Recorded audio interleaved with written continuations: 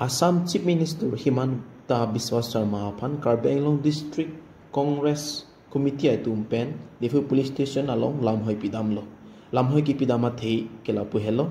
Patumi Arunadar 3.0 ke launch mate kang puahut. Congress workers atuma phan akichunu alam kipu pu alang speech pi bomahut pusi pini Karbi Anglong District Committee Congress atum lam thenang pat chinidun. Tang te angton alam arju ita news desk report Divide 365 Karbi live. গম পাইছে না নাই যোৱাকালিৰ যোনটো Orunodoi 3.0 launch programme আছিলে veterinary ফিল্ডত খানাপাৰাত তাত মুখ্যমন্ত্ৰী মহোদয়ে কৈছে যে কংগ্ৰেছৰ মানুহবোৰ যোনবোৰ আছে কংগ্ৰেছৰ মানুহবোৰে মাকৰ পেটৰ পৰা জন্ম লৈছে নে নাইবা বুলি কৈছে তেওঁ কি ক'ব বিচাৰিছে যে বাৰে বাৰে তেওঁ এবাৰ নহয় দুবাৰ নহয় বাৰে বাৰে তেওঁ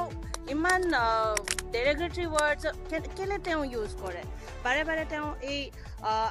এবাৰ এইটোত কৈছে যে তেওঁ যে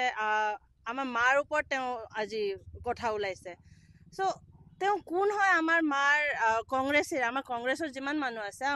আমাৰ মাৰ ওপৰত কুৱেশ্যন উঠোৱা তেওঁ কোন হয় তেওঁ কোনে ৰাইট দিছে তেওঁ এটা কনষ্টিটিউচনেল পষ্টত আছে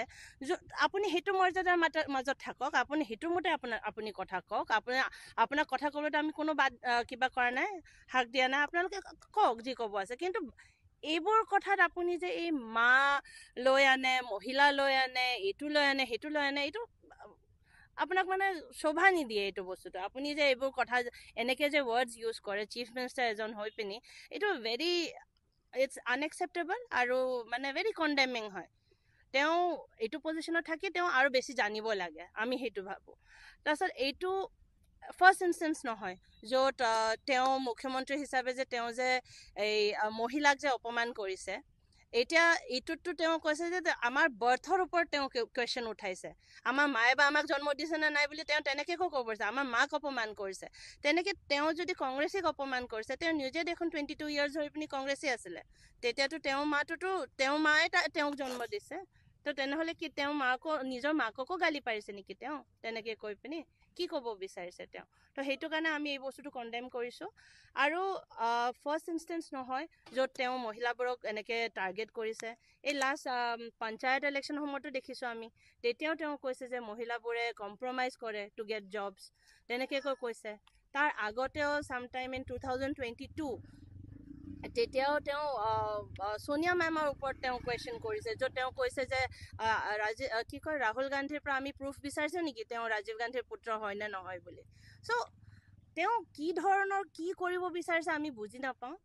বাট ইট ইজ ভেৰি কণ্ডেমিং যে আৰু very shameful for a chief minister of Assam to actually say something like that আমি in 42 years of my life in being in Assam I have not come across এনেকৈ একজন মই মুখ্যমন্ত্ৰী দেখা নাই বা দেশতে কোনো ষ্টেটৰ মুখ্যমন্ত্ৰীক দেখা নাই যোনে ইমান চিপ ডেৰগ্ৰেটৰী ৱৰ্ডছ ইউজ কৰে ৰিগাৰ্ডিং মহিলা স্পেচিয়েলি বিজেপিয়ে বাৰে বাৰে কয় বেটি বাচাও বেটি পঢ়াও মহিলাক বোলে অৰুণোদয় স্পেচিয়েলি যোৱাকালিতো অৰুণোদয় স্কীমৰ লঞ্চ আছিলে য'ত মহিলা ইমান আছিলে এনেকৈ সময়ত তেওঁলোকে যেতিয়া বিজেপিয়ে বাৰে বাৰে মহিলা কৈ থকাৰ পিছত এই মহিলাক যে বাৰম্বাৰ তেওঁলোকে যে